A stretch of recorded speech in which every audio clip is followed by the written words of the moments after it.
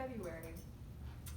It is just celebrated its 4th anniversary online journal devoted to creating space for gender nonconforming parents, POC mothers, because there just wasn't a space to talk about mothering. And I actually really like the Alexis Pauline Gumbs and her work with revolutionary mothering, that text. And one of the parts of it talks about like we can mother ourselves is a chapter, and talking about the queering of mothering, that it's not just a biological practice, but infused with economic work and social work and movement work. And so that's why I'm really excited for this gathering in particular, because it represents a full expansion of mothering as a term. Hey, Thea. Hi. Welcome. I love when we, like, I can say, fellow poet. Hi. So talking about raising mothers, I'm really excited for the work that I've been able to do with them, and having some phenomenal writers come through. And those of you who haven't been published yet through Raising Mothers, I hope that you will consider sending me some work. And we have something special too, in that this is the first live event that Raising Mothers has ever done, right? Charissa de Groot, who is the founding editor, she's actually based in Amsterdam, and she comes from Philadelphia, as well. I come from Philadelphia too, and she created Raising Mothers out of absolute desperation, being in Amsterdam as a Black woman, as a new mom, and feeling incredibly ostracized and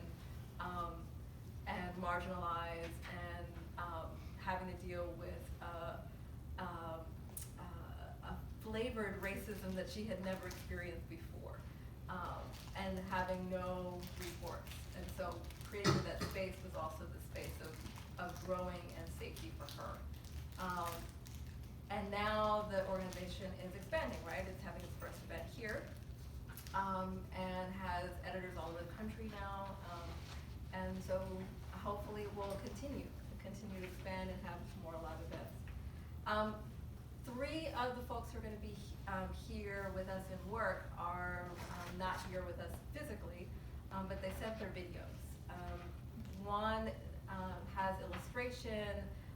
2 of them are readings of work that's been published in Raising Mothers Online. So their bios are also circulating through, and I'll read them as we go through.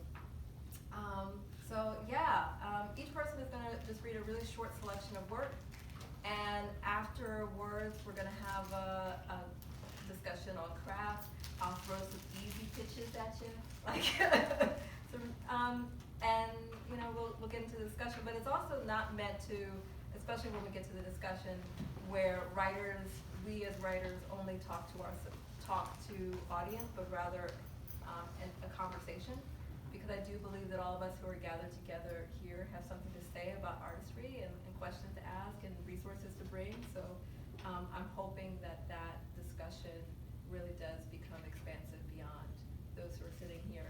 And the reason that we're sitting in this formation is to create a circle because there will be a lot of energy, a lot of creativity that is offered and within the space, and to create like a container to hold that. We're kind of clumped as far as the people who will be reading today here for the purposes of the video. But I just wanted to kind of like be explicit about my thinking.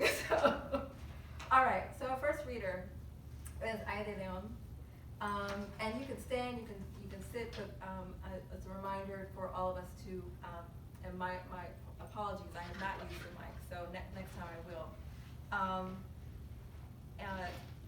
So Aya directs the Poetry for the People program, teaching creative writing at UC Berkeley. Kensington Books publishes her award-winning feminine heist romance series, Justice Hustlers, Uptown Thief, The Boss, The Accidental Mistress, and Side Chick Nation, which just came out, which was the first novel published about Hurricane Maria in Puerto Rico. She blogs and tweets about race, class, gender, culture, and social justice politics on Twitter at Aya de Leon, and on Facebook and Instagram and at Aya de Leon Writes. And one small thing, I was just talking to Aya about the AfroPuff Girls. I have known Aya now since 2003, so that's a lot of years, y'all. And there are some infamous stories about that summer. Comic-Con, there were couches, there were parties. Nikki Finney was real mad at us. There was a lot of things. Some things happened, people. Some things happened. But I have this feeling that where there is spirit and trouble and joy to stir up, Aya is there. So I offer that. Aya, what you got for us? What words are you going to share? Well, thank you. Okay, so I'm on the mic, Yes. as requested. I just want to offer one minor edit. You called it a feminine heist novel, which is actually feminist. interesting, but it's feminist heist. Yeah. Yeah, but that's interesting. I'm a ruminate on feminine heist. I'm not sure who would be heisting or what feminineness would be getting stolen, but that's very interesting. So I think I never know what to read, but especially when it's so wide open, I'm like, wow. So the thing I've been reading from a bunch lately is this book, Side Chick Nation, which came out this summer. And I want to read a couple little snippets that go together. So I'm writing about Hurricane Maria, and in particular, I'm writing about colonization and climate change. And the main protagonist is this young woman, Dulce. Oh, by the way, for those of you who have youth in the building, or are youthful yourselves, there are some adult themes, situations, and language in here, so govern yourself accordingly.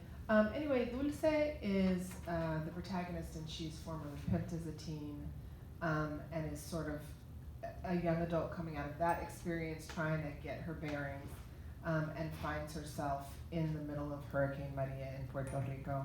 So this is a little bit from the prologue. I'm sort of condensing it, and then we'll also meet a couple of other characters that we see going through the hurricane. Water flooded the storage space as Dulce slept.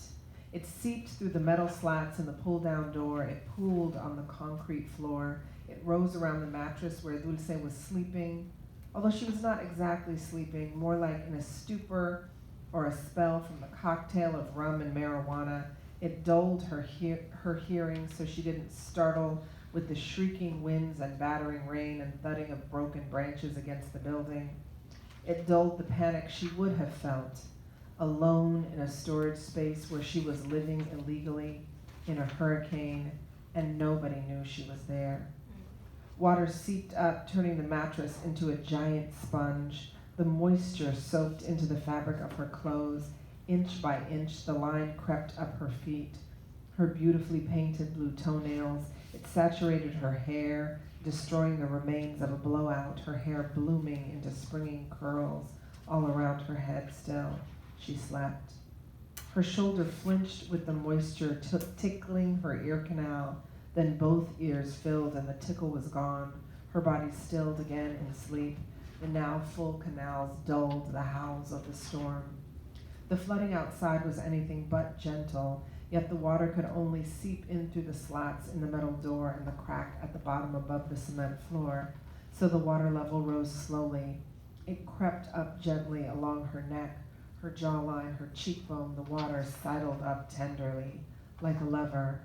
She slept on when the water first touched her lips. Only when it began to drip in her mouth did she truly stir the water, pooling in the back of her throat and making it impossible to breathe properly now. The prince had come, the rescuer on his horse, the discoverer, the pimp. Her left hip was soaked now in the floodwater. Her right hip bone jutted above the waterline like a disappearing island of brown skin. Water trickled into her throat and she coughed weakly, her gag reflex still kicking. Part of her brain began to register the fact that her life was in danger. Some fight or flight response activated her tongue, dragging it into action to spit some of the water out. Her life was in danger. She sputtered into consciousness. coughing through a burning throat, in total darkness, completely soaked. She fought through the mental haze to orient herself, to make sense of the bizarre combination of mattress and moisture, screaming winds and crashing thuds. Storage space, hurricane, flooding, fuck. So that is Dulce waking up. And then we have two other characters, Nidia and Sara's baby, who also are in the hurricane around the same time. They're cousins of the secondary protagonist from New York, Marisol. Marisol's cousins had done everything right. In preparation for the hurricane, Nidia had boarded up the windows, stored plenty of water, gotten canned foods, bags of dried rice and beans, a camping stove, a wind-up radio, and plenty of propane. Later, Nidia would describe the hurricane to Marisol. If you lay on the tarmac under a jumbo jet when it was taking off, that was what it sounded like, except it went on for hours, and the whole time you were terrified that the plane would crush you. The family had gathered in the back bedroom to wait out the storm. Of all the rooms, it had the smallest window and was on the side of the house away from the hill. During the night, the baby had grown accustomed to the loud jet engine noise, and now he lay on the bed and slept as Nidia and Sara played dominoes by lantern light. They couldn't play a proper game with only two of them, but Marisol had taught them a different version she'd picked up in the U.S., where you scored by multiples of fives on the ends. You could play with three or with just two people if you made a pile to pick from when you didn't have a play. Sara had just scored and was gloating loudly when a huge gust of wind blew the bedroom door open. Sara's cry of victory turned to a shriek, which woke the baby. The two women looked up to see the roof peeling off the back bedroom, as if the house were a can of sardines. Wind began to drive rain into the suddenly defenseless room. Sara grabbed the baby and they all rushed out of the bedroom, but the roof of the living room was being torn off as well. "The bathroom," Nidia yelled, and the two of them ran in. The baby was shrieking, and Sara sat on the toilet lid to nurse him. Nidia felt panicked. What if the rest of this part of the house what if the roof of this part of the house came off as well? She cursed herself and her lists. She wasn't prepared enough. She should have gone to the emergency hurricane shelter. But it was too late for that now. They needed to wait out the storm as best they could. She could hear the rain pouring in, and water was already seeping under the bathroom door. "I'm going to get some of the supplies," she told Sara. Nidia opened the bathroom door, and her daughter's cry of alarm was swallowed by the raging noise of the storm. Even 3 steps into the living room, she was soaked. She crouched as she hurried to the back hallway, grabbing a bottle of water, the lantern, and a plastic bag of canned food. She turned and ran back into the bathroom. The two women huddled together. Hi, and my prayed. name is Lola La Poeta, and I'm going to read a personal essay titled 16 and Pregnant, The Untelevised Reality. Thank you for your time in advance. I don't remember the words I said before going under anesthesia, but I remember waking up in a dinky old surgery room with dim-lit lighting and a woman in the bed closest to mine. She appeared to be a little confused, but calm. She looked like she'd done this before. If I could imagine what I looked like to her, I would have looked like a terrified teenage girl who had just had an abortion. When I told my mom I was pregnant, I felt so much shame. I felt like I failed her. You see, I was supposed to be the good child, the child who made the family proud, who was on the cheerleading squad, who was on the honor roll, who had good grades, who was gifted, and who was preparing to take the SAT. I was supposed to be the child who went to college and brought my family out of poverty and into the American middle class. My mom was single and working 2 jobs for over 60 hours a week. I couldn't bring another child into her home and complicate her already stressful life. My mom is a Chicana. Her soul is split between Southern California and Mexico.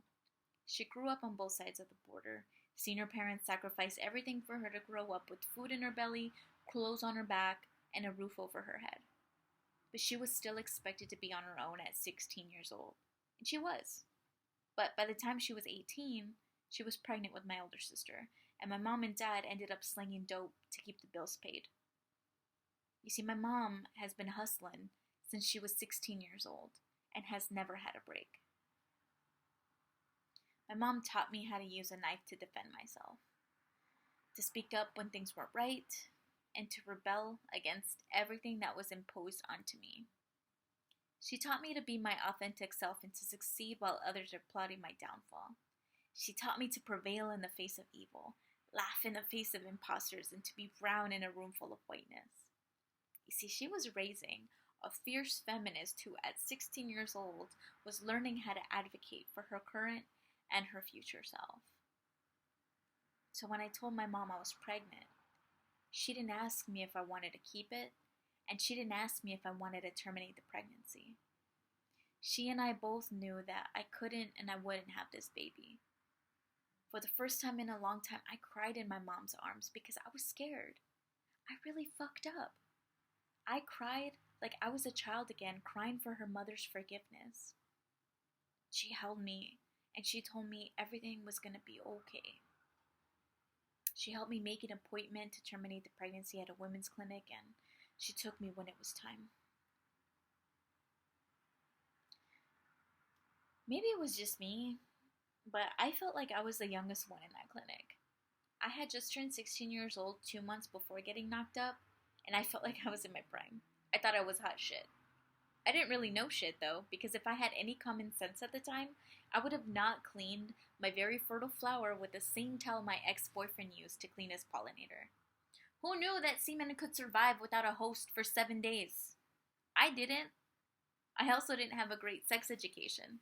Most of what I learned about sex was through my friends at school, and most of them weren't using condoms either. A nurse came over and handed me a giant maxi pad. Said it would help with the bleeding. My tears stopped immediately. There was no more room to feel sorry for me. I could not show an ounce of weakness to anyone anymore. I wasn't just a 16-year-old girl anymore. I had something to prove. I had to pass my 11th grade AP classes and be the first in my family to apply to universities.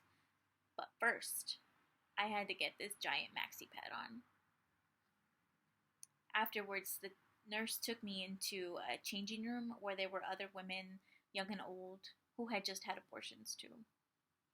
As we walked into the other room, we were given crackers and juice. I felt like I was part of a cow herd being shepherded from one meadow to the next. It all looked the same to me. We went from hospital gowns to the clothes we came in just a matter of minutes. We went from being pregnant to not being pregnant in just a matter of minutes too. Between the initial shock of an unplanned, unexpected, and unwanted pregnancy and the choice to remove that pregnancy from our bodies, we were all pretty reticent in that room. As I was leaving that changing room, I noticed a familiar face. Anna, my friend Rosie's older sister, was here too. I kind of felt comfort in knowing that I wasn't alone, and I couldn't wait to connect with her on this shared experience. I didn't feel like anyone at school would understand what I was going through, because earlier that month, I told Rosie my period was late, and that I felt something different with my body, and she offered to push me down some stairs as a favor. I laughed. I almost took her up on that offer. But I wonder if Rosie said the same thing to her sister when, or if she knew that Anna was pregnant too. But as it turns out, I wasn't the only 16-year-old who was knocked up there during that winter break of 2007. My friend Janet was also pregnant, but she didn't have a choice like I did. From the moment she found out she was pregnant, she was keeping that baby no matter what. It didn't matter if the baby daddy didn't want to be a dad yet. It didn't matter if it would set her behind in school. As a first-generation Christian Latina from the projects, this baby would be her salvation and her biggest blessing. My friend Brenda was also pregnant when I was pregnant. She wanted to keep the baby, and her partner wanted to keep the baby, but her mom was kind of reluctant to accept the truth. Eventually, she supported Brenda in the pregnancy. Unfortunately, Brenda had a miscarriage. As a middle-class white girl from a broken home, she really wanted this baby to be her salvation too. And then, MTV produced a whole ass reality show around the pregnancies of my peers and called it, you guessed it, 16 and Pregnant. I was a sucker for reality shows, so of course I tuned in. But little was relatable to me. The only thing I could relate to was the title, 16 and Pregnant. There those girls were, white Americans whose parents had homes and whose communities were almost like 100% white Americans too.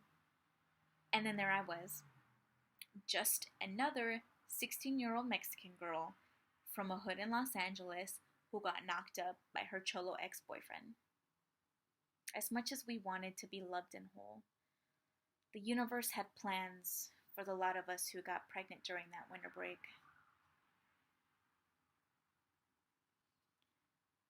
It was a Tuesday morning. Mommy told me to wear something comfortable, so I wore my baggiest sweats and a UCLA pullover hoodie. It was the middle of February, so I remember this outfit was right for the weather. I read a book and snuggled my mom while I waited for the nurse to call my name. Miss L. Hernandez, we're ready for you now. I followed the nurse into another room where they drew blood and prepped me for a quick and painless procedure. When I woke up, I started weeping. My body curled naturally inward as the llantos poured out of me.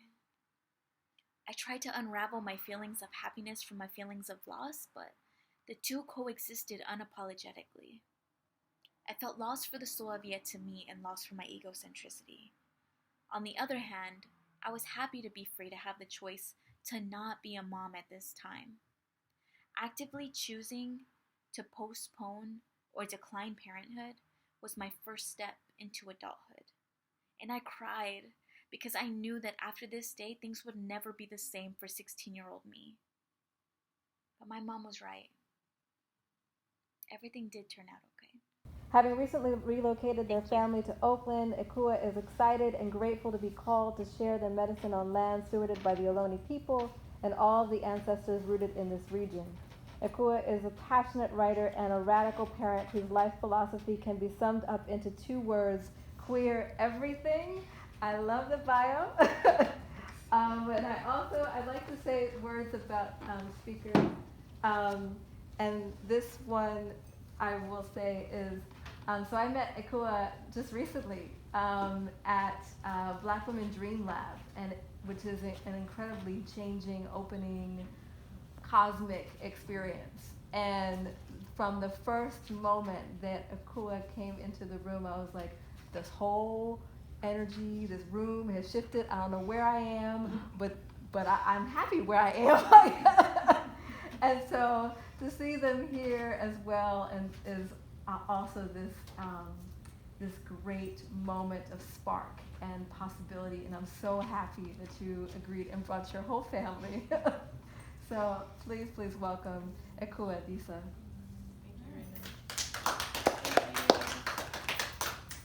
Oh, and go ahead. Okay, great. Hi, thank y'all. Really grateful to be here with you all today. I'm going to read from an in-process memoir that I'm working on. It's a multimedia memoir. I'm going to share an excerpt from an essay called From the Front Lines to the Psych Ward, Musings at the Intersection of Trauma and the Movement for Black Liberation. And I'll just say that much, and we'll talk more later on that. It is clear to me now, as it was clear to me then, that very few of us who are involved in the Justice for Jerry grassroots organizing efforts during the summer of 2016 had the emotional, spiritual, mental, or social capacity to be as effective together as any of us were visioning. On top of the weight of the daily generational and ancestral traumas of being Black in the US and living in a place of such cognitive dissonance as Asheville, North Carolina, we all brought a myriad of contributing factors to the work, including various mental health challenges, financial stress, disempowerment, hopelessness, distrust of one another, communication challenges, hidden motives, and so much grief. We were in the container of a smallish mountain city that feels like a town, nestled in a bowl of quartz-filled mountains, a place that folks say sits on a powerful transformative energy portal that won't let you leave if it calls you. A place that was once used by indigenous people exclusively for ceremony and healing. A place that was once home to a Black business district that attracted folks from all over the region. A place that is now a whitewashed, pseudo-liberal, commercialized tourist town that caters to retirees and travelers with money to burn. A place where most white folks can go about all of their days without even knowing that Black and Latinx folks live in the same city. A place where most of the Black population lives in strategically hidden public housing communities. Asheville is a place that folks say the civil rights movement never made it to. It isn't difficult to feel like you've gone back in time a few decades upon arriving there. As if that isn't enough content to brew a storm, there were quite a few broken and strained relationships between folks and organizations working toward collective liberation. I'm not sure how much else could have happened, given those personal, collective, and environmental contexts. Nevertheless, I said yes. Perhaps against my better judgment, I said yes to organizing against state violence in Asheville, North Carolina. After yet another Black person was killed by the state, while children watched and learned how to be afraid. After yet another community was traumatized and left feeling powerless with no recourse for healing. I said yes when a Black woman, a native of Asheville, active in local community affairs, called my partner and asked them, "What are we gonna do about this?" The implied we meant Black folks. It was clear that in the eerie silence of the few days between Jerry Williams' death and her phone call, white activists and organizers were waiting to see what we, the Black folks, were gonna do. My then partner and I were both preoccupied with figuring out what life looked like for us after some major home, life, and relationship transitions. They were recovering from a recent suicide attempt and traumatic encounter with law enforcement in the hospital, while I was reeling from the sudden loss of my home and supporting my bestie turned lover into finding the will to live again. Nevertheless, we said yes to at least hosting a conversation at our house. That conversation birthed a campaign that was dubbed #Summer of Change. And the 8 or so of us, Black organizers, representing varying levels of organizing and life experiences, divided up tasks and committed to working to get justice for Jerry, even if we didn't know or agree on what justice looked like exactly. But off we went. We laid out a plan of action and quickly connected with Jerry's mother and other family members to center our efforts in supporting Jerry's family, while making invitations and disseminating information that were in alignment with their needs and desires. Within days of organizing, it was clear that all of the folks who had made commitments during the conversation we had hosted on our porch would not be able to follow through. Soon it was just 4 of us who were doing the bulk of the work on the ground, with the support of local co-conspirators and regional homies. We did everything from planning and leading fundraisers and direct actions to buying food for the family as they had more and more folks coming into town. We talked to media and kept them away from the family at events. We collaborated with organizers in other cities to help Jerry's story get widespread media coverage. We sat in on meetings with prospective lawyers. We led prayer vigils and songs. We invited and hosted what we hoped would become a citywide coalition to address all forms of violence against Black folks and other people of color in Asheville. And we set up overnight patrols at the family's house after they became afraid of police officers who had been harassing them as they went home after vigils and events. It was nonstop. In the midst of all of this, shit got real when we realized the extent to which we were being followed and that people had been entering our home when we weren't there. One evening, my partner, my 3-year-old son, and I arrived home late after a fundraiser to find the front door unlocked. We both hadn't slept in days and figured that we probably just forgotten to lock the door. We didn't sweat it at first. As I went upstairs to take a shower, I noticed that the electricity was out, only in our bedrooms. Something didn't feel right. I told my partner about my gut feeling, and they said they had noticed something moving in the bushes when we had arrived, but joked with my son about it being an animal. At that point, they went outside to look for extra cars on the street and counted 2 unknown cars. One was parked directly across the street, and the other a couple of car lengths behind it. This information was enough for us to not feel safe staying in the house that night. We packed up the toddler, got in our car, and left to meet up with some homies to make a plan. The car that was parked across the street pulled out after us. My heart raced as I watched this car being driven by a white man follow our every turn and then follow us onto the interstate.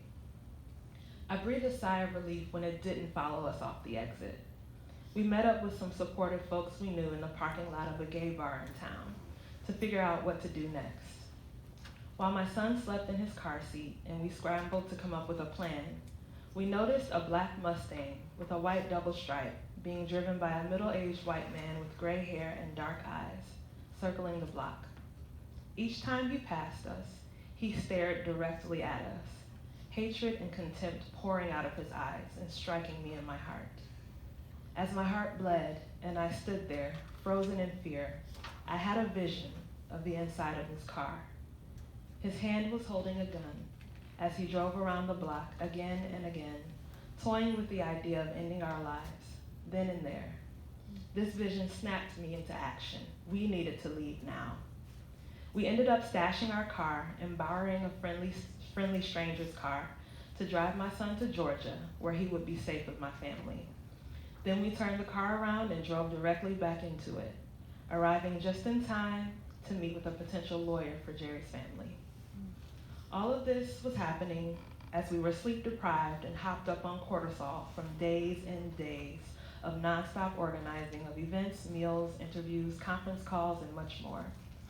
Law enforcement officials continued to enter our house when we weren't there, tampering with our windows, leaving messages by rearranging things in our home.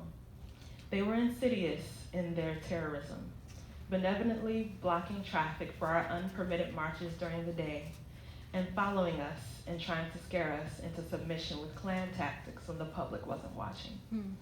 We were naive to assume that this was the extent of their attempts to stop our organizing. Thank you. Wow.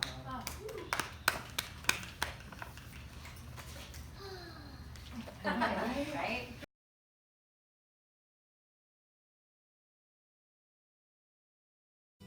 Mi Madre by Lisa Lim. Wonder Woman. She told me her name was Wonder Woman. No, you're not. She's skinny and you're fat. I was ruthless as a child. It's hard not to be when your parents are separated and you don't know why. Plus, she had a heavy Spanish accent. I was no fool. She had large brown tortoise glasses and bushy bangs that looked like wild squirrels were scurrying across her forehead. But she insisted she was Wonder Woman, so much so we called her Wonder for years. Power Plant Tryst. When my father and mi madre first started going out, they would meet in his red Dodge 75 on the corner of 14th and 1st, right beside the electrical power plant. The red car felt like a traveling no-tell motel. It was large, dirty, and yet it always smelled like pine cones from the pine tree air freshener my father hung up like mistletoes. My brother and I had so much room to play in the back. We practiced kung fu moves, performed magic tricks, and we never ever wore our seatbelts. The power plant was their version of the romantic dark alley. I remember being mesmerized by the clouds of smoke blowing out of what looked like giant cigarettes. My brother and I would sit in the back entertained by this awesome sight while my father snapped his Hubba Bubba gum loudly, all while waiting for wonder. The Seduction. Mi madre and my father met at work at an electronics manufacturing company. My father was the head of quality control, and my mother was a soldering specialist known for her killer circuit board skills. Those days, my father smoked like a chimney, sometimes polishing off 2 packs a day. My mother wanted him to quit because she hated how cigarette smoke got trapped inside his polyester suits.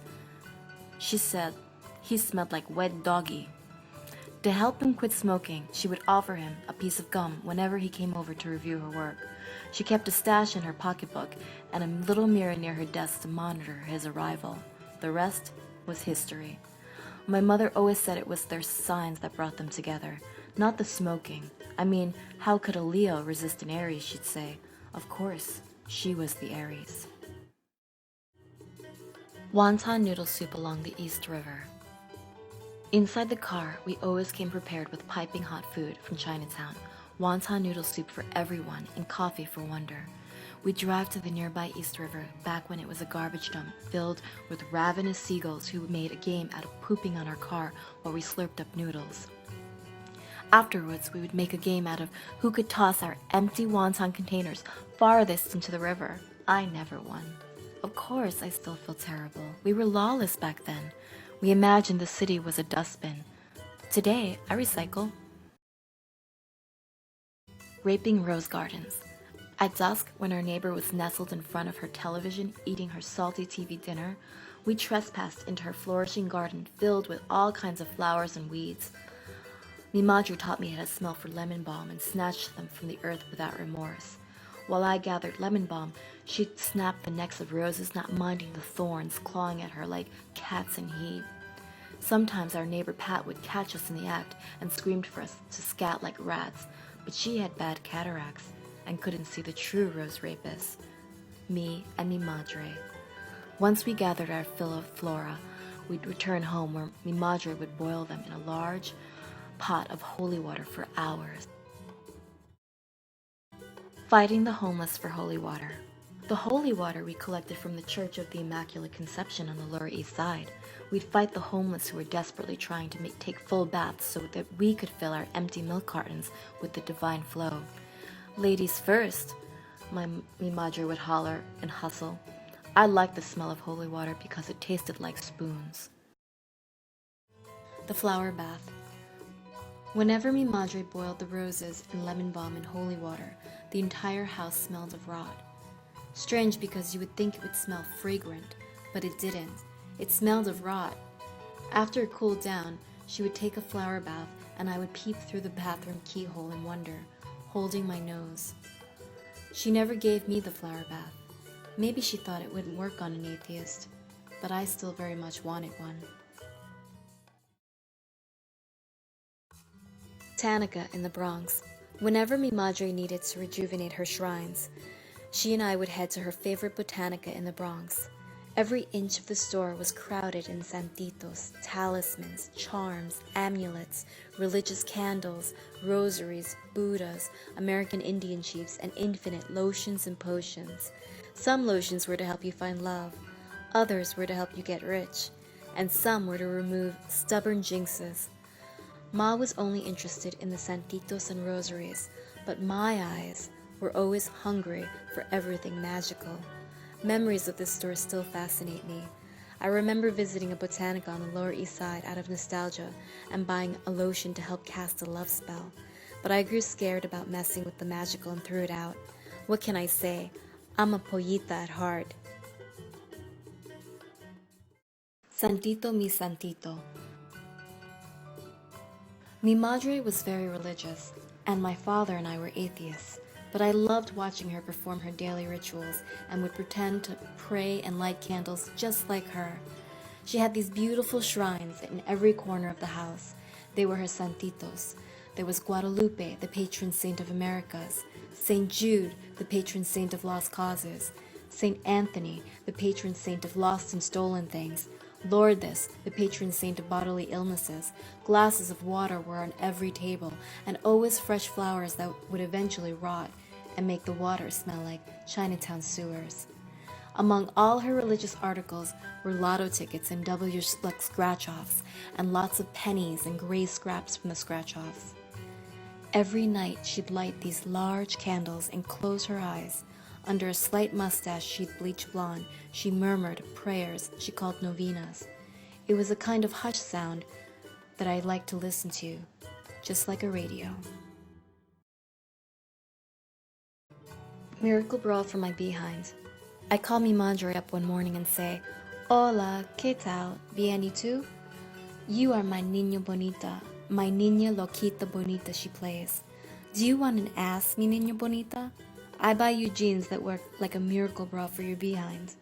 No thanks, Ma. She knows I can't fill skirts because my ass is chinita flat, not Latina round like hers. She insists, this way, when you fall down, you won't hurt yourself. You have some cushion. ¿Tú entiendes, mi niña bonita? Pero be careful, because on Christina's talk show on Telemundo, they had this one girl who got behind surgery, but one part of her behind still droops. Now she walks around with one sagging behind, while the other one is high and gordita. Surgery is dangerous. Don't worry, I buy one for you.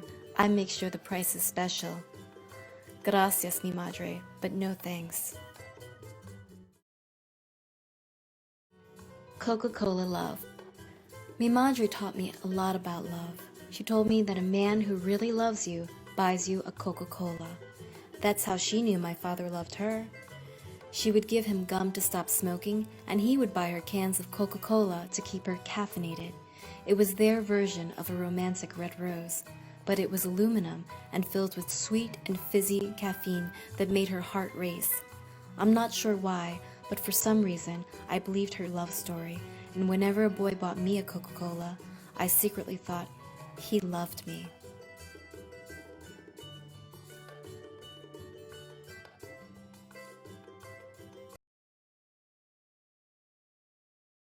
Author and performer. Her most recent poetry collection, This House, My Bones, was the editor's selection for 2014 from Willow Books Aquarius.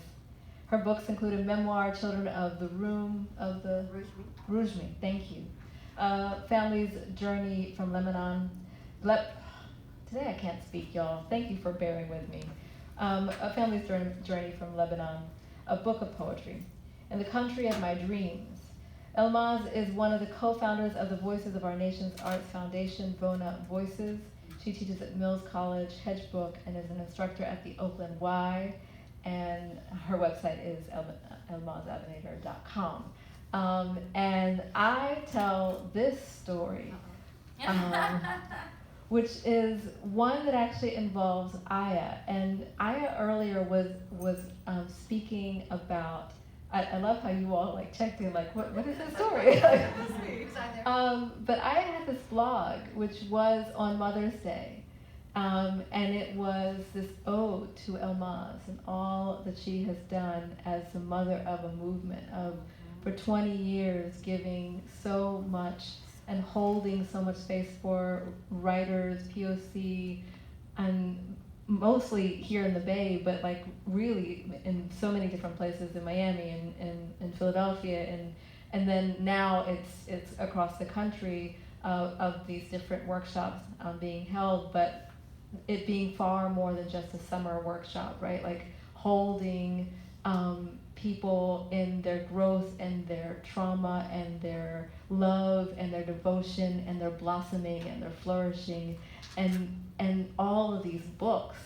And that allowed me to see Elmaz, I saw before, but to see the care and the nurture and the heart that extends beyond a room that is really an ocean, it is a world. And as a one-time Vona participant, having the joy of being able to live in that circle and that love. And I also called our attention to like the immensity of the work that she has already contributed and the work that is still to come, that she's been held back from in holding for others to do their work, and what rippling, you throw that pebble in a lake and it ripples out, right? And how powerful that rippling is. And now to recognize that Elmaz is the lake and she's got so much coming. So I'm so excited. I'm so excited that she agreed to read today. Please welcome Mothers.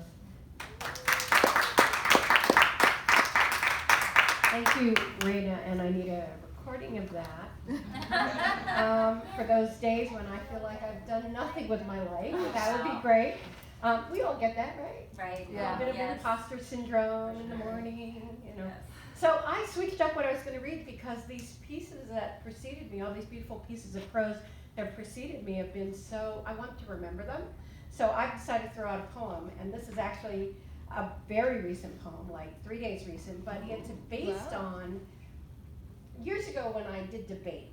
Did any of you do debate? Mm-hmm. You know what I'm talking about? And one of the things you had to know was how to debate the other side. Like you didn't know which side you were going to get in a debate, so you had to go to the moral core of what their impetus was. Like, is it family values? Are they protecting an educational system? Do they believe in retribution? All that other stuff. And then you develop that side. So I've been thinking about the world as it is, and I can't find the moral center on the other side. I'm kind of lost. And I'm like, what's their end game? Why do they need to kill sleeping bears? Why do they need to, whooping cranes? Why do they need to separate people? Why do they need to keep people hungry? And you'll see a lot of this shows up in this poem. So I was thinking about, I had a Catholic upbringing, a super Catholic upbringing, which now is something of the past and has no relationship to me at all. But there were some principles called the corporal and spiritual works of mercy. And these were developed to show how we can behave in extending God's compassion. And I want in my life to be constantly extending compassion. So I took the works of mercy, it's going to be a new book called Works of Mercy, and I wrote a poem about it, and then the rest of the book is about different works of mercy, but this is about each one of them. So the works of mercy are going to be the two statements, and then my poetic response will follow it. So it's called Works of Mercy, and I start with the traditional enumeration of the corporal works of mercy is as follows. To feed the hungry. I am not the face swollen in front of the foundation's camera. The cafeteria worker throws out the lunch my mother cannot afford. To give drink to the thirsty. We stare at microbes floating, the dirt gathering around the rim, the gas we burn, wanting to drink. To clothe the naked. When the police touched her body, her veil, unwrapped her, lands started to burn. To harbor the harborless. We make tree houses of freeway overpasses, staking our claim on heaps of salvage, remarkable in property, empty of sustenance. To visit the sick. Bottles like chess pieces block the view of the unopened door. She breathes moisture. To ransom the captive. The day fell into a dream, taken by the state, O youth, who die the crimes of insignificance, the insignificant. To bury the dead. They swim madness, swallow the sea, wash up on shores, they beach. The spiritual works of mercy are to instruct the ignorant. Brain cells starve, hearts hold shallow, souls on sabbatical, do not yell me. To counsel the doubtful. The sealskin, the polar bear coat, the wolf's fur, the falcon wings smear the door, puddle the evaporating blood. To admonish sinners. We assemble, we boycott, we speak. Threats are unarmed, faces are painted like butterflies. To bear wrongs patiently. My slop bucket, my foil blanket, my 3 square feet, my cracked back, my taken child. To forgive offenses willingly. The mother in the courtroom pierces through the killer's facial tattoos and calls to her dead son. We okay, Ma? To comfort the afflicted. You have no holes, no scars that haven't drugged, tested, frayed old photographs, wounds inside and outside the body, open to air, breathe the elixir of your strength, to the coagulating blood, to the collapsing veins, to the shredded heart, you are intact for now. To pray for the living and the dead. I have not surrendered to your doctrine. No, but Umma with Baba, I firmly am holding these words from long ago lessons, memorized and repeated without signature, saving the shells washed up to piece together this contract, and as life ends. Thank you.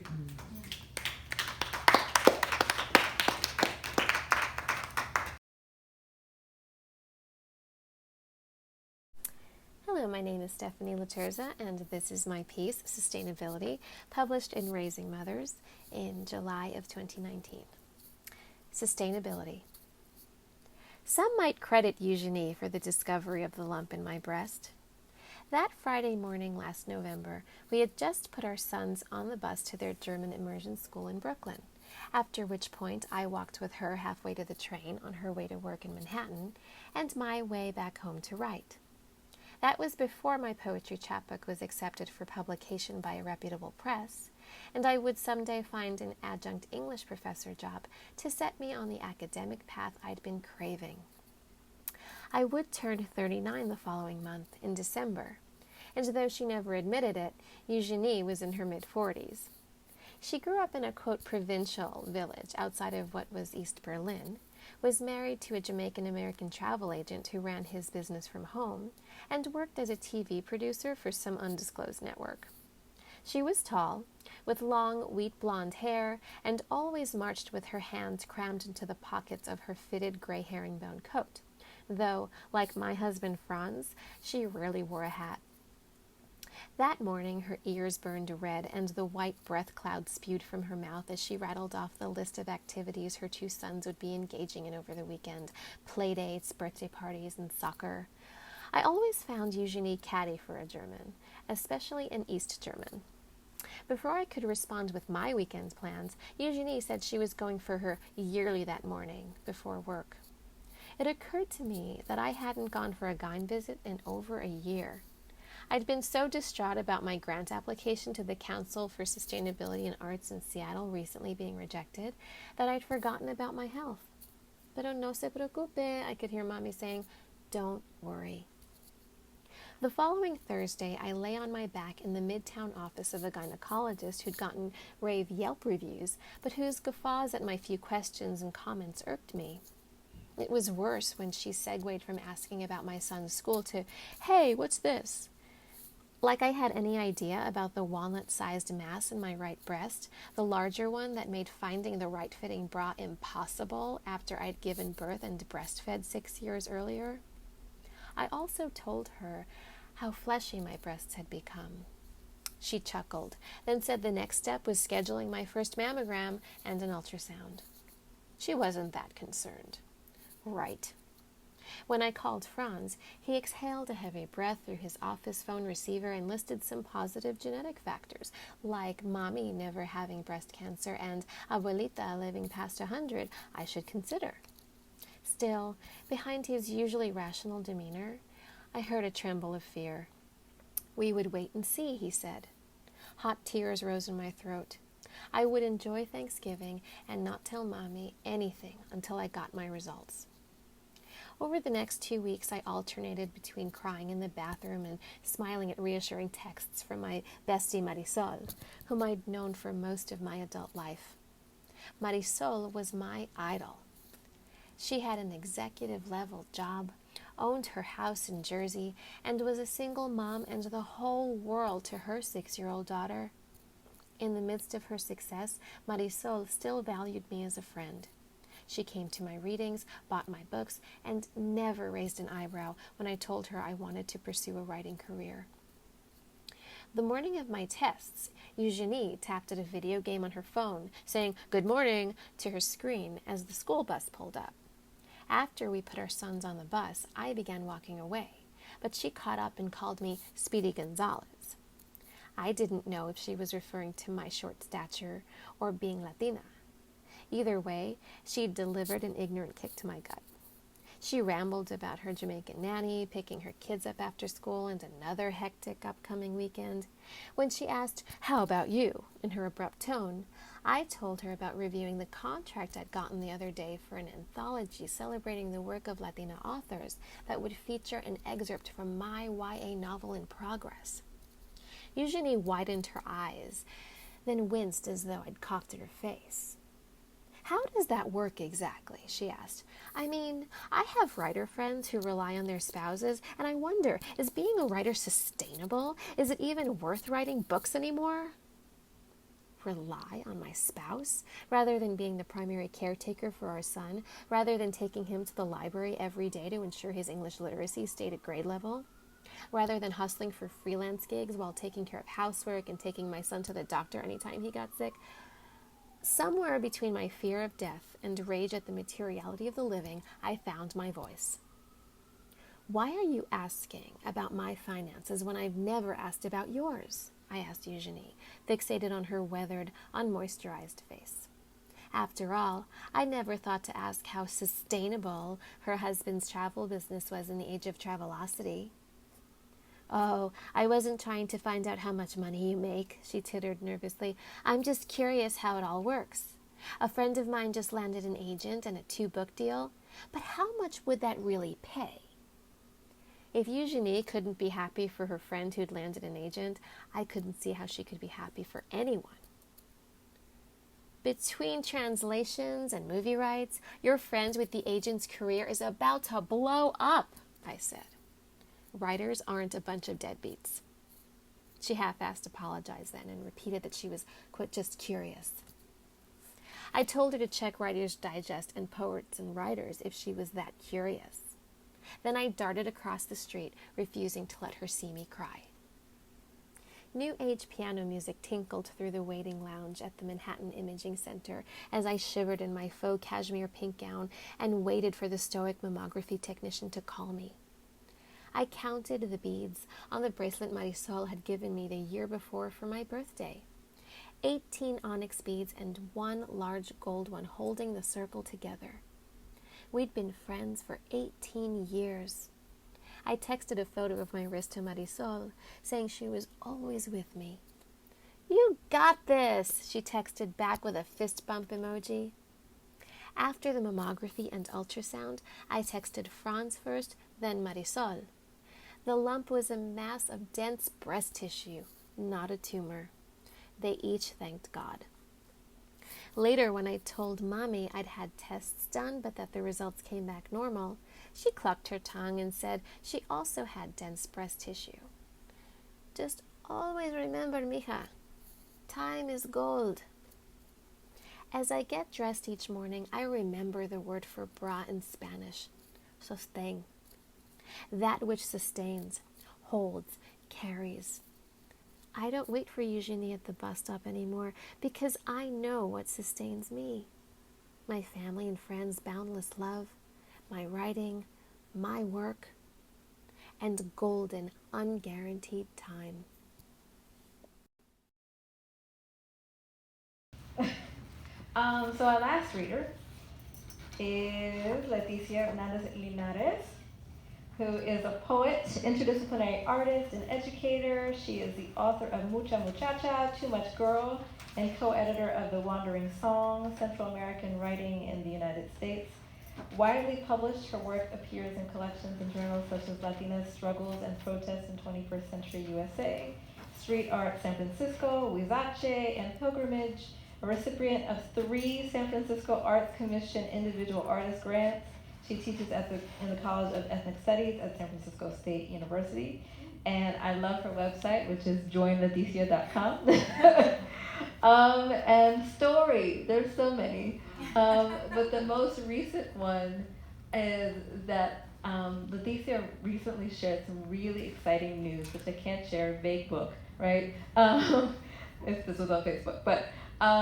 But I just was so happy. When she told me this news, I was so happy that my laugh and my joy just echoed throughout the room.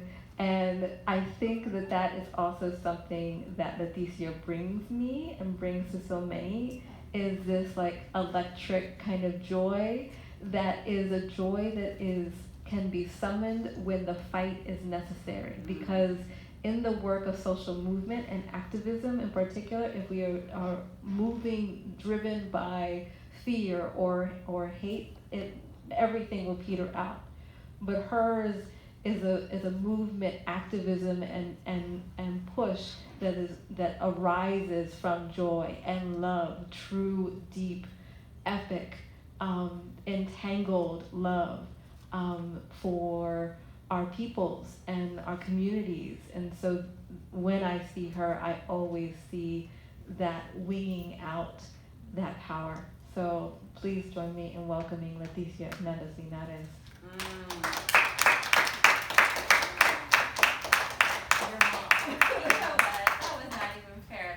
Come on, you're ruining my reputation right now. I have allergies right now. Because, you know, that's my whole goal in life. That was beautiful. Thank you. That was a lot. Okay. Madre Mar. Oh, I think I have a mic and I can hold it. Sophie can hold it, yeah? Yeah? You okay with that? We'll switch it up, so thank you. Are you comfortable? Yeah. I appreciate you, but you know, I think it's retribution a little bit. Madre Mar. The water grew inside me a riptide of boys. When it came time to bear them, I'd woven almost 10 and 12-pound bundles made of hoja de maíz y de palmera. He was the almost 12-pound bundle. I became mother under a tidal wave of everyone's whispering of how late, how big. She won't madre. She's too strong for a good man. I became mother when I could offer both my petal and thorn. I bore creatures that would hombre different than the fathers and sons before them. A mountain of obsidian holds these boys' spines straight. For them, unbroken circles of voices singing their names in floral notes. For these boys, a home that hasn't been infiltrated. A home where words are soft and pillows are whole. For them, my mother bark, holding them, their uncurling fingers, the leaves to my branch. Madre raíz, madre árbol, madre madera, madura, madre rebalsa, madre ola, madre catarata, madre desembocadura, madre mar. Yamaya asesun, yamaya. How you doing? Is it weird? No? Okay, thank you. So, I have lived in the mission for 23-something years. It's the longest place I've ever lived in my life. My whole life is there. My son's, it's 24, okay, thank you. You gonna edit? You gonna footnote? Cool. And so displacement and gentrification is something that I live every day and witness and experience, so I'm writing a lot about that. I have been for a while, but even more so now. So in Spanish, when you say my heart is broken, one way to say is tengo el corazón partido, which literally means like cut in two halves.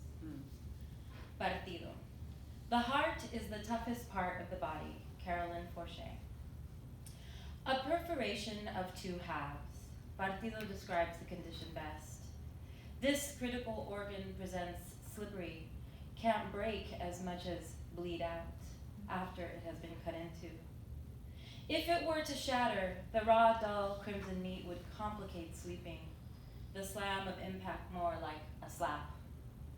Rubbery and imperfectly torn, pinkish pieces clot in the lines of my palms, holding this lament. And I hope the tears burning my face drip into the parched intersection and sprout thorny upside-down flowers. We persist with the stitching, sing salve for the home they tried to skin off our backs, blocks they tried to slip like Jenga pieces out from under our feet. Greed. It falls like the fat off a spatula. These white men who look me in the eye with good mornings and how are yous. Good manners dress their violence as an understudy. In the backdrop of my typing, the boy asks if his 96-year-old great-grandmother still has hair and wonders when mine will gray. I want to ask him about the sound of heartbreak. If it resounds in the wail of a siren, the heavy bass of a pile of dishes shattering, and the bell of glass ringing, and the rip of paper, and the cracking of bone, and the jackhammer's whir on concrete. There the crumbled pieces circle the blade of the ground's inside parts. There is my heart in the torn up open ground, where the tires screech and slam from two cars fighting for the right to speed past the incision, trying to find the way around the irregular shaped slab latiendo out of its element. All the drivers looking away instead of toward the suffocating mass convulsing on asphalt, instead of toward a broken heart. But the boy will look. He will memorize the color. He will try to make up an answer, draw the 96-year-old with hair, and build a heart of Legos made of parts that don't stay but know how to hold together. All right. Yeah. So I'm just gonna end with this offering. It's so funny this is happening today. You can give it to me now. Just to thank you. I lost my 98-year-old grandmother about 2 weeks ago, and I'm starting on the eulogy, which I'll deliver next Friday. And I am really stepping into and embracing grief. We have been very fortunate. We haven't had a lot of loss in our family during my adult life. So it's, I'm just very present in it. We're praying our hybrid prayers, and we're singing, and I'm just thinking about it a lot. So I wanted to offer this. Ay, Sandunga mamá, por Dios. Sandunga no sea ingrata, mamá de mi corazón. Anoche fui a tu casa, 3 golpes le di al candado. No sirves por los amores, tu sueño está pesado. Ay, Sandunga, Sandunga, mamá, por Dios. Sandunga no sea ingrata, mamá de mi corazón.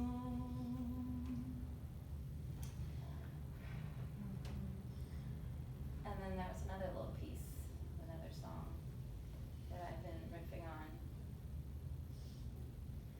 See if I can do it.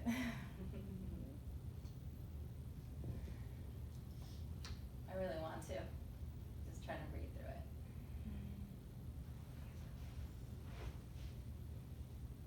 Maybe I'll stop there. Okay. Thanks. Yeah. Okay.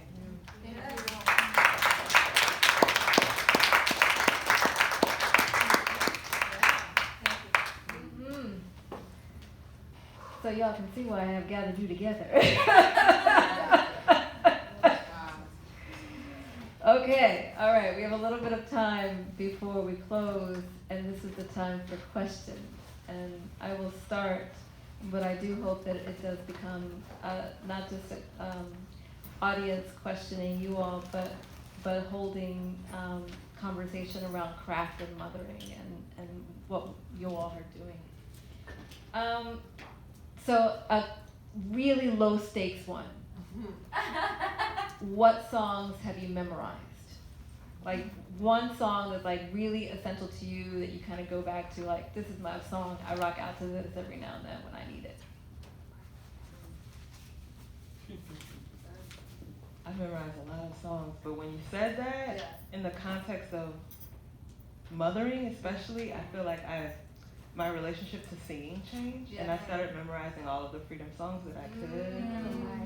So a song like I'm on my way to Freedom Land. It's like a song that we sing a lot, and we still sing a lot. All the freedom songs. Okay. Nice. Oh, the gift of freedom.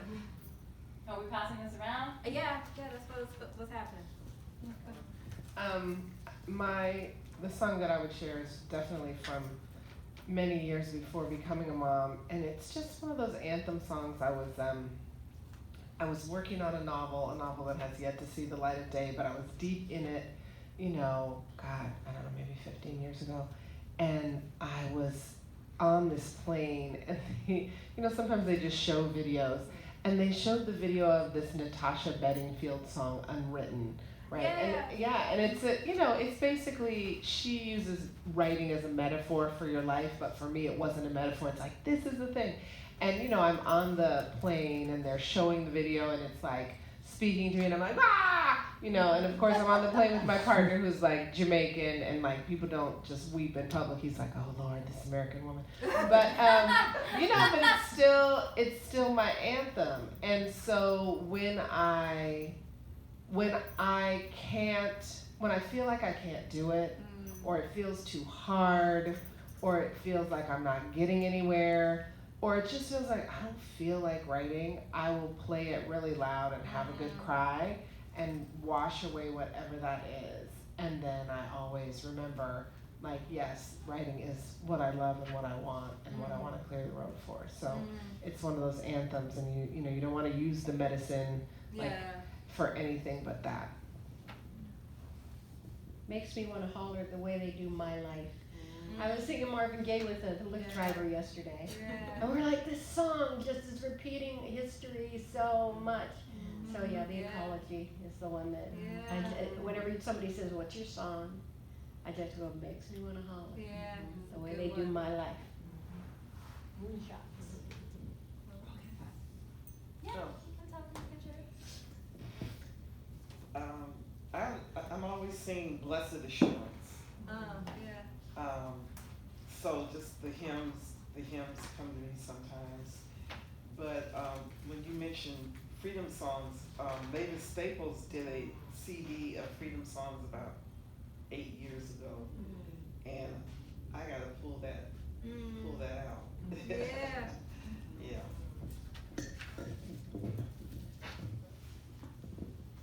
I know there are 2 mics. I don't know where the other one was. Oh, here, right here. Okay, cool. I got one. All right. Oh my God, that's like the hardest question in the world. I'll do that one on. But I guess the instinctual one is Mercedes, anything by Mercedes Sosa. And I grew up in the Nuevo Canto, like political music movement from Latin America and Central America in particular. Although she was Argentinian, and I used to sing Duerme Negrito, which has been translated in the song in a bunch of different ways. Like the lyrics of the song are basically about working people and having to go no matter what to work, show up to work. And then there's this one line where it says, you better go to sleep or the white devil will get you.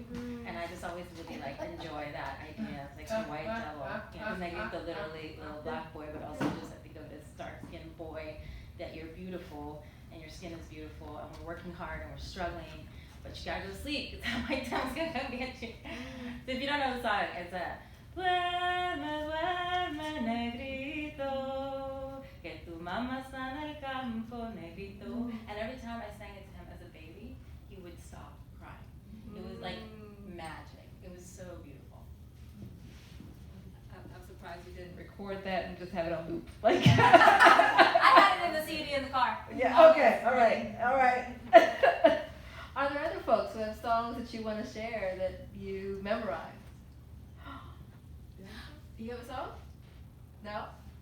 Serafine, do you have a song? Oh, No? yes you do. Quick, get a song? It's Without a song chance, you don't be memorize. shy.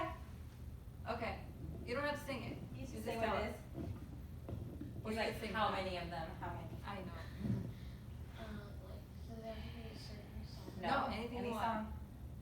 Anything you've memorized. Well, there's a song that I kind of been singing for a while. All of Me by John Legend. Oh yeah, that's right. I heard you playing it the other day. That's right. It's a classic. Yeah. Thank you. All right, y'all sure you don't want to share a song? Okay. So, all the writers in the room, and those who have read are not the only one. What are you absolutely determined to do with your writing with your one very important life? Oh wow. I know, you know, That's not writing, softball. expansive, you know. Yeah. It feels very simple to me. It's just heal. Yeah. Yes. That's it. Mhm. And I think through story,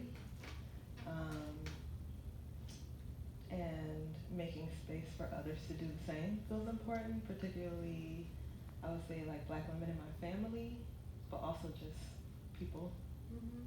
who don't feel like they could do that, or they're not a writer, or I'm like, well, let's talk about it. I'll write it. I'm just feeling that really strongly is why I'm a writer. I love that. You know, riffing off of that, I would say excavate, witness, and commune. It's so interesting. So I write genre fiction, right? And when you write genre fiction, particularly in the genres that I write, which are like heist and crime, but also romance, there are these sort of formulas and tropes. And the thing that's just been on my mind, you know, especially over the last couple of years, has been climate and the climate emergency. But in particular, the necessity to center, you know, racial and class and gender justice in the movement to respond to the climate emergency and the intersectionality of all of it. So the way that that comes to me with regard to genre fiction is lately I've just been sort of saying this everywhere that I go.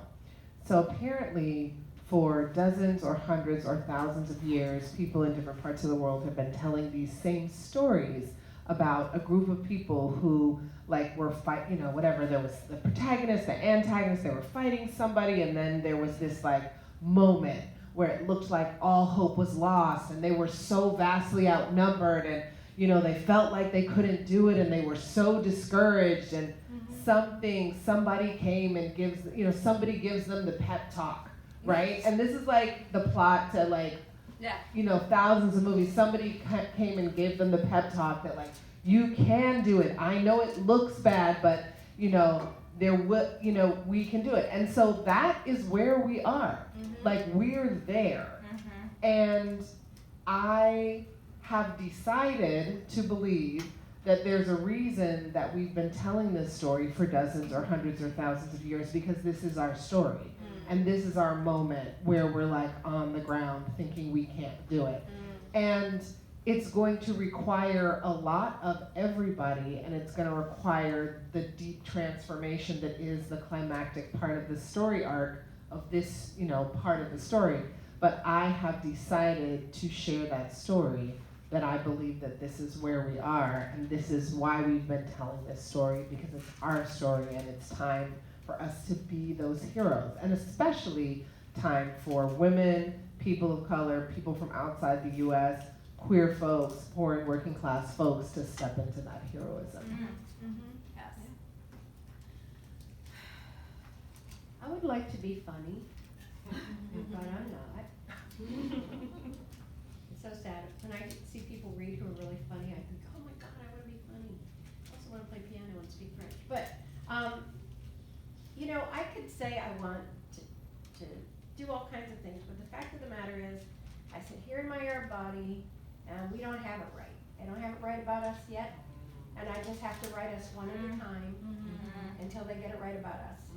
And even if I try to do anything else, I have to go back to this. They're still getting us wrong, so that's what I gotta do. That's right. Yeah, that same thing. I want to tell the stories of my grandparents and great-grandparents, and the stories I heard on the porch of my grandmother in Arkansas, and tell my story. So I'm writing a generational novel that spans 60 years,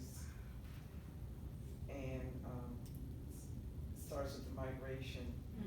Well, it starts before that. 4 women, and they all migrate to Oakland from the South.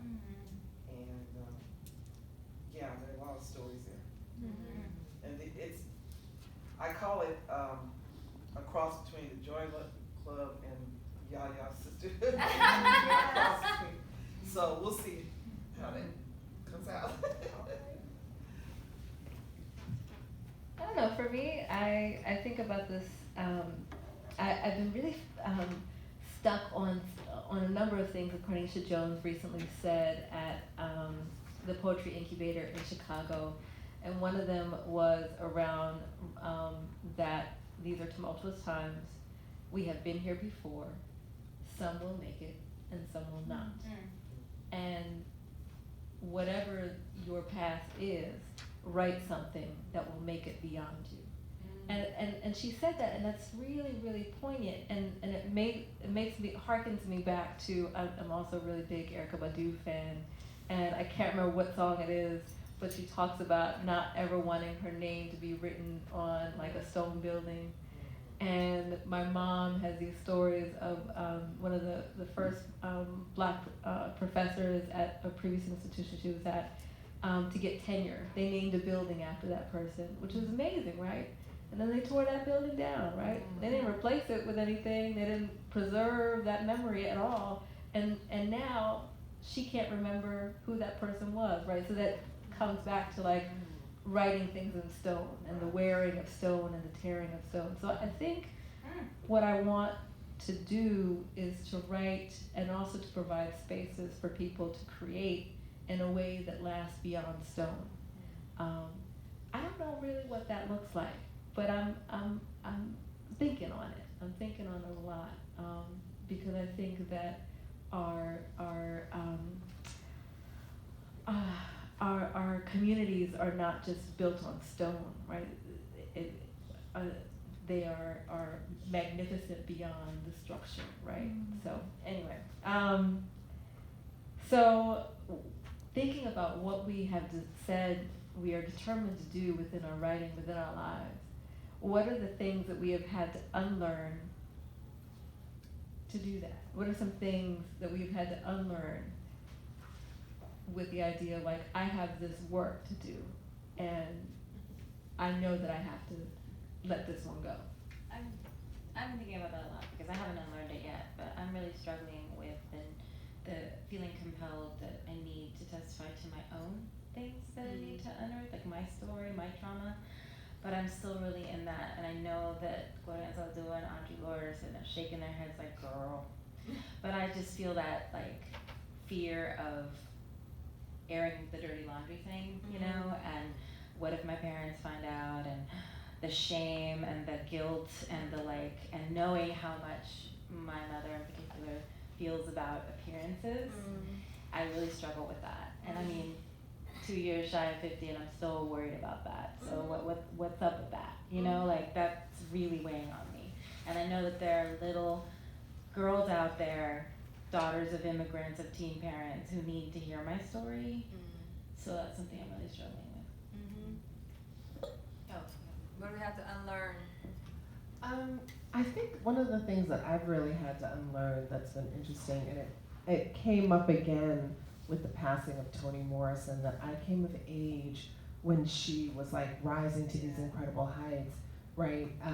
Winning the Pulitzer, winning the Nobel, and you know, for a generation of black women and girls who had never seen that level of success, and she was the one, like, she's such a genius at so many levels, you know, and her genius stays with us through her spirit and through the body of work she left. But there was also a way that in that moment, for me, I took in her genius along with the classism of the literary world, right? And it was like the only route to black excellence had to be a sort of a brilliant literary fiction that you know, that white people liked even as it was smacking them upside the head.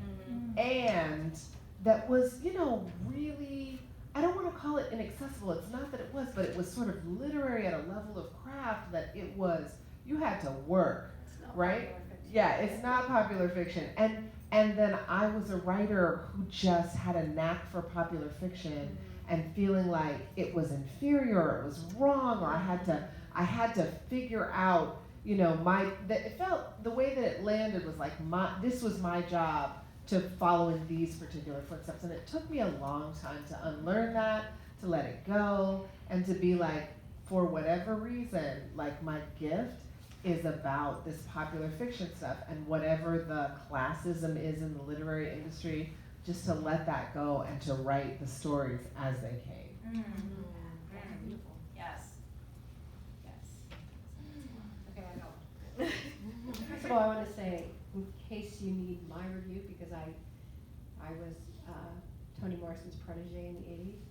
That documentary was made for white people. I was really disappointed. It's like a PBS special, and it ends with the Nobel Prize, which is like making it in the white world is the finale of her life. And I found it really irritating and not Toni at all. So go because she says wonderful things, but lower your expectations. Just feel like you're watching American Masters or something on PBS. Really, that's what it feels like. Yeah. So that's just a side note, because I love Toni dearly, and I would not exist, and Vona would not exist without Toni. She just told me to pass it on, and that's what I did. So that's that. But what I had to unlearn was that institutions mattered more than me as an institution. I am my own institution, and I can create institutions, but I had to unlearn that those institutions, whatever they were, whether it was the literary publishing world, or whether it was the academy, or whether it was the church, or whether it was the hospital, and I had to be sick in the way they wanted me to be sick. I mean, all these institutions, they were not more important than me as an institution. So that's one of the things I had to unlearn, which is why I created my own institution. Right on. So at my age, I need to unlearn modesty. That may sound. That's could No. be wild. Yeah, exactly. So I'm still working. You got something you're unlearning? Yeah.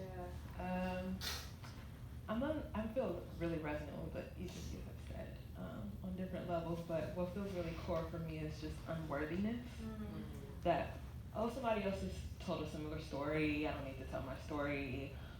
Also about just exposing other people in my life, their stories. Do I have permission to do that? Well, they were in my life, so, and I think it all really is like rooted in this idea that I'm not worthy of taking up space. And that is, I feel like, the big unlearning of my life. Yes. Wouldn't you love it if a white writer stopped and said, wait, a story about love in the suburbs has already been written, I'm gonna write that. It's been done. Please. Oh my God. Yes. I'm still working on unlearning busyness. That like, yes. you know, idleness is the devil's work, and I that I have to be constantly moving all the time. It is a process. Y'all who are on Facebook, you see my list. Yes. And part of it is accountability, and part of it is like, okay, I know that I also need to build in sleep, and I need to build in looking at the trees, and I need to build because that's how I create the space. But I also am I am looking forward to learning how to not build in things. So to just have the space. So, and I think that will be really changing for the writing that I want to do. So it's 5, I don't know. Yeah, it's 5, and there's the time. So let's give us the time to give great joy and show applause to our readers, and then have snacks and talk.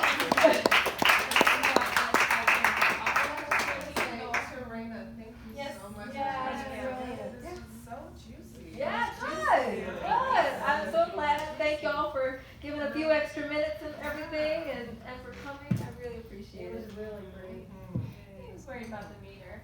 It goes out of 502.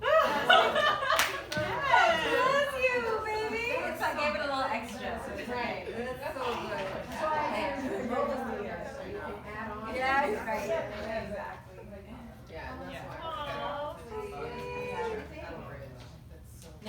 I I like don't. singing